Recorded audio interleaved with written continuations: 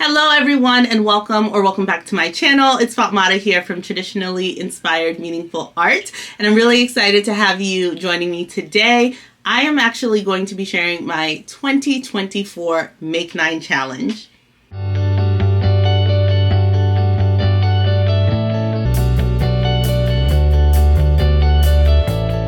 Make 9 is a wonderful challenge throughout the sewing and creative craft community where you pick either 9 patterns, fabrics, techniques. I've seen a lot of different variations cropping up on the Make 9 challenge.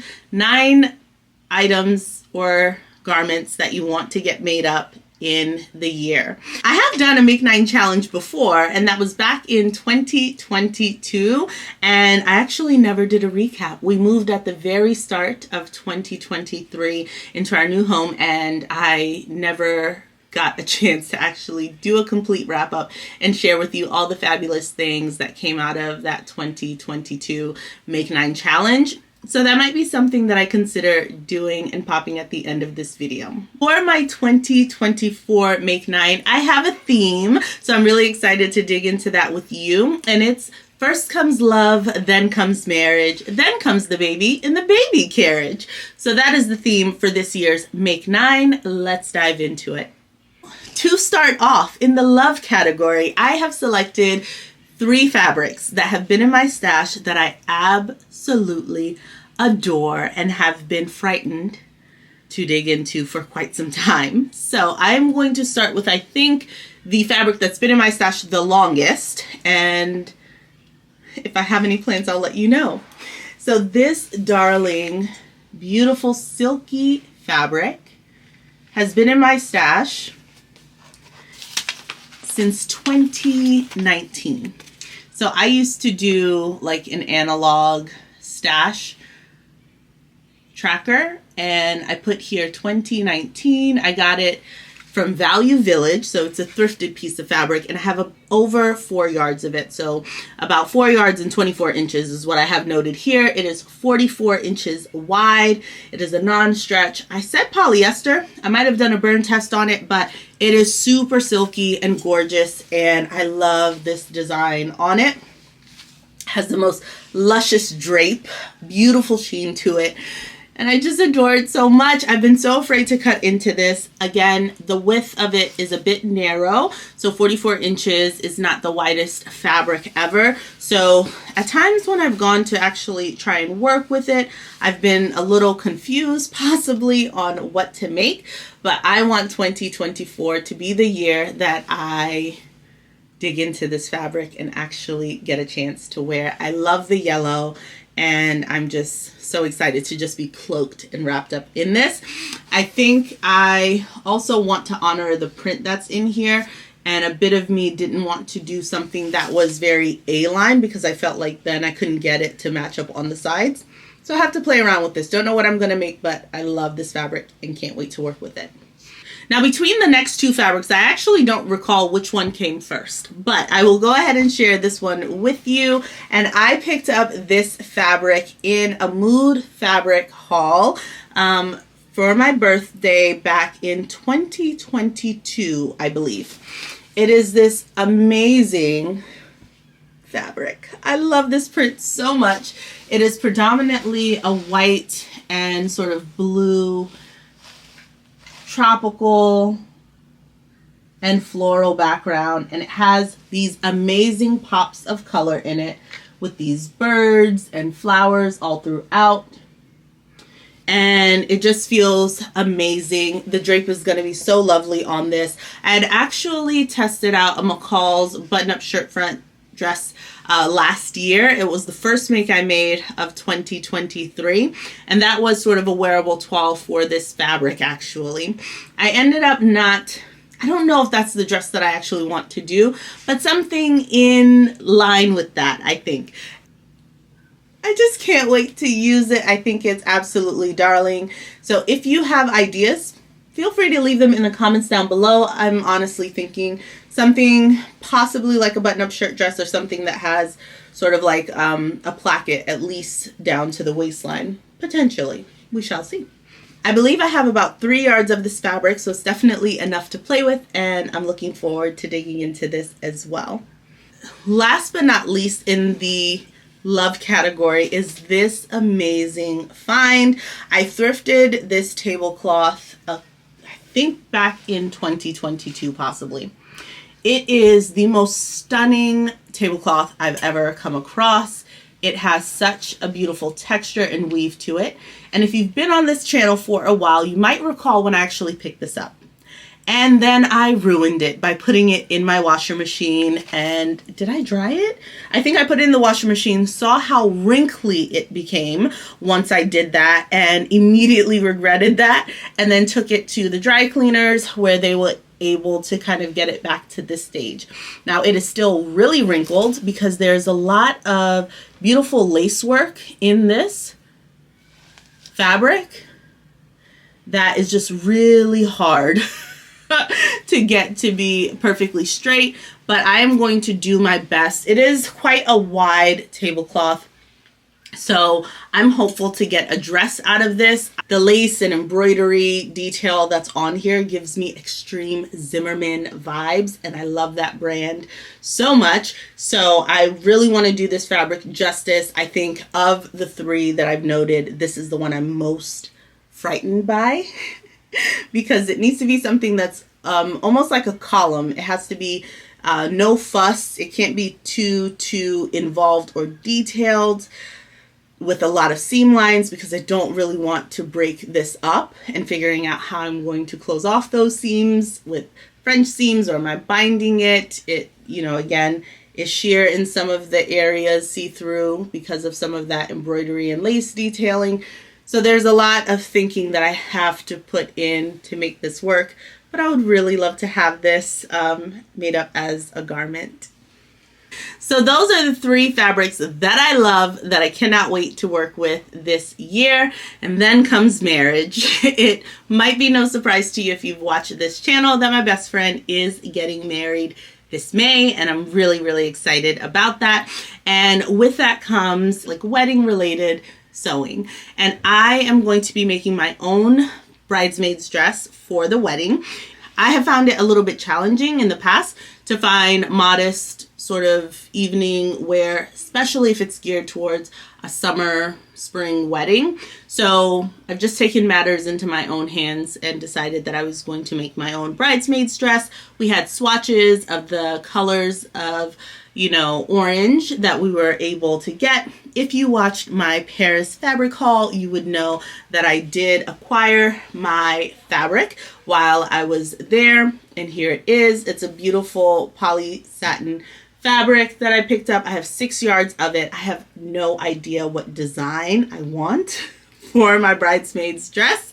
So that's where I just really need to tinker with some ideas. It's a very bright and bold color, and I think my hesitancy, or what I'm going to have to work with or around, is the idea of wanting it to be modest. So I want coverage, but I don't want to feel swallowed and overwhelmed by such a bold color. So the idea of being like top to bottom in this with ruffles, gathers, a whole bunch of stuff without any breaks anywhere is a little bit daunting for me. So I'm having a bit of a like design conundrum, but I have time to think through this, but this is going to be a big priority. I want it to be fabulous. I want to feel really, really good at the reception in my dress and at the ceremony, and I want to make good use of these 6 yards of fabric.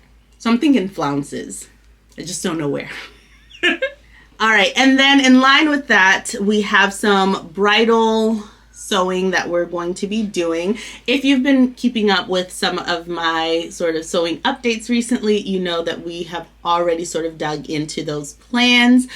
One of the things that I really want to work on this year is fabric manipulation. I love and I miss the days when I used to kind of just go for it and wing it with my designs, and I want to bring a bit of that back into my sewing, and fabric manipulation is one of those ways. There's a dress that we're working on. We have used the Vicky Sews Estella dress as the base of it, but I'm going to be trying to recreate this like floral design out of fabric, like a 3D flower that we're going to attach to the Estella dress. And that is the bit that I'm really eager to dig into. So that is the second plan within the marriage category there. And I'm really excited to hit the ground running and work on that for my best friend. We have begun making toiles. I feel like we're in a decent place right now. And we have picked up some silk from the Fabric Place basement out in Alexandria, Virginia, that we're going to be using for the base of the dress. And then I have to figure out what to do for the floral effect. But we'll get there in the end. Finally, in this category, I want to work on a blazer this year. I want to work on a blazer. When Erica Bunker came out with her Nomi pattern ME2065 with the backless blazer, I could not send it to my best friend fast enough. I was like, you want to wear this? So I do plan on making a blazer this year, and that's a big deal for me. I don't think I've ever made a blazer. I've had one cut out since 2010, I think. Back in college, I cut out a blazer that has yet to see the light of day. It still has pins in it from when I pinned the tissue paper to the Ankara fabric that has traveled with me all these years. One day that blazer will get made up, but for right now, we are thinking of that Erica Bunker Nomi pattern, and I'm terrified of it. I did purchase it. There was a Nomi sale on the Simplicity website. I have not seen many in-store Joanne pattern sales, so I just bit the bullet and bought the PDF version from the Simplicity website while it was on sale for $5.99, and I'm going to take some time, slow and steady, piece it together. I think this is another one where we're gonna have to invest in a wearable toile. I am really hopeful that we can get the fit right, because the fabric we are using is this incredible satiny fabric. It's a beautiful sort of like, it's sort of leaning champagne. All right, I don't know if the light is going to give you the true effect, but it has the most darling sheen, beautiful drape, and it's just divine. It's really, really nice. I have a decent amount of this. I picked this up in the dead stock section at G Street Fabric, and we want to make a beautiful bridal suit set. So it's going to be that backless blazer along with a style pattern. This style 227 for the shorts here, which really give off a nice flirty, fun, almost skirt-like look. So we're going to pair that with the backless blazer in this color. And if you follow Mimi G over on Instagram, I believe her Norris actually did one of her blazer patterns that has sort of like the side tie. It's more of a relaxed fit blazer, but they did it out of like a silky satiny material. And my best friend like saw it and immediately sent it to me like, I think we're onto something. And I agree. So I'm really excited. If I can execute it well, it's going to be fabulous. I am just really, really nervous about this particular piece, but that's why we went ahead. We got the pattern early. We'll have some time to really work on the details, and I think it's going to be fabulous. But a wearable toile or a toile of some sort is definitely, I think, a necessity for this. For sure. So those are the three things that I want to get made up within the marriage category. Now we move on to baby. And here I'm really, really excited. My family and I are expecting a new addition to our family this spring.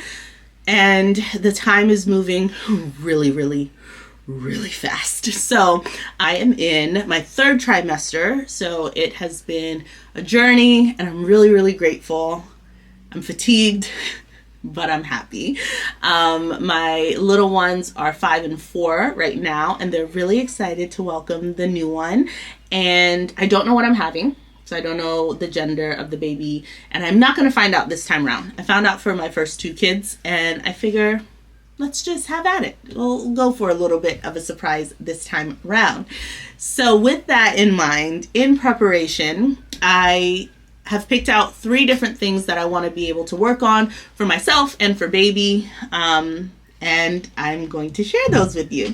First, I want to make some nursing friendly lounge sets, and I found this Simplicity pattern here. It is S9556. I remember getting some like nursing breastfeeding friendly loungewear pajama sets for my first two kiddos, and that was super helpful and comfy, and I think this lounge set is great. So it has a really neat design where you can sort of feed comfortably. And I have a ton of jerseys that would be great for this. So I am planning on making myself some in this design, but also in general, I want to make some nursing friendly loungewear sets. And I'm going to hack all sorts of patterns to do that. So that is first thing for me in the baby category. Now we have something for baby. I picked up some swaddle patterns, and this is Simplicity 9591. I really love swaddles. For my first two kiddos, I found that for the first month or two or three even, swaddles were my best friend. Pop that baby in a onesie, especially since I've had mostly summer babies, and just put them in a swaddle. They will be snuggly and warm and just sleep. That's my hope. Pray for me, y'all. But I love a good swaddle, and I felt like this is the type of item that I wouldn't mind sewing myself for a baby, and I think it's very, very helpful and quick and easy, and it's something that in the past I feel like I would have tried to figure out or hack myself, but let's make it easy, mama. I'm gonna use this pattern to make that up. And then I also picked up S9242. Similarly, these sleeping sacks were something that I felt was so valuable for my little ones. Very, very easy. I can access the diaper. You can sleep. Your legs are free.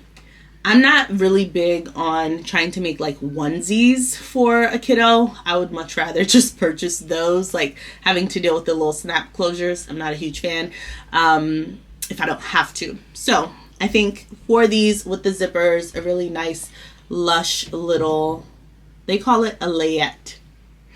So these little sleeper bags, I really appreciate these, and those were really valuable for my first two kiddos, so I'm planning on making that for baby. Last but not least on my Make 9 in the baby category is going to be hacking tried and true or favorite patterns and making them nursing friendly. One of the things that I'm thinking about is S8834. It's a tie front dress that I have grown to absolutely love, but it does have a center front seam, which I'm thinking if you could pop in an invisible zipper, then you might be able to have easy access to either pumping or nursing and those sorts of things. So I think that could be really great. I also would love to sort of hack a knit dress that I've grown to love last year, which is McCall's M8064. Love that dress. They also have a V-neck version in that dress pattern, and I'm thinking I could possibly do the V-neck version and then put some like a crew neck undershirt that's cropped underneath it, and then it would become like nursing friendly. In my mind, it works. I'm going to test it out. Again, I'm relying on nursing friendly pajama sets and items that I've had in my previous pregnancies and deliveries, and sort of seeing how they design those, looking at different maternity websites and things like that to see how they sort of construct some of these, and pulling in some of those design elements into patterns that I already love. That is my plan for the final thing on my Make 9 list. And I feel like because a lot of these are centered around themes or big life events that are happening, I am confident that hopefully I can complete my Make 9 this year with great success and be inspired to utilize some of those fabrics again that have been just things that I love, and have loved for as long as 2019 for the first one. So I'm very excited about that. So that is sort of a life update for you all as well. And I'm really excited to share that on the channel. It's been, like I said, quite the journey. For the first trimester, it was a pretty rough go around this time. And that was quite difficult for me and for my family. I'd not experienced anything like that in my previous pregnancies. So it was a very humbling experience, but I'm so grateful to be on this side of things, and me and the family, we're all really excited. So just keep us in prayer. I think that's why there's been quite an intention with timeliness for some of these things that I want to get done for my best friend's wedding, because I know that I have a limited amount of time. I'm thinking after Valentine's Day, like really as I'm nearing Valentine's Day, I should start shifting gears a little bit and starting to be really mindful that the little one can be on their way within a couple of weeks. So what I love about my Make 9 this year is that it gives me items that I can work on throughout the year, right? So for right now, leading up to the wedding, I'm hopeful that I'll be able to tick all the boxes within that marriage section and use some of the fabrics that I'm really excited to use, make some of these garments that are going to be new to me, like a blazer. And then for the baby section, hopefully either... Are you gonna help me make these? Make what? This. It's a swaddle set for the baby. Yes. I want to make one for the baby in your tummy. Okay. We'll see if we can make one together. Mommy. Yeah? I want to make that one with the tiny heart on it. With the tiny heart on it? Aw. Okay. How about this one? What kind? This is a swaddle. That's what it's called. I don't like that one. You don't like that one? Mommy. Okay. Yeah. How about this? Mommy. Yeah. I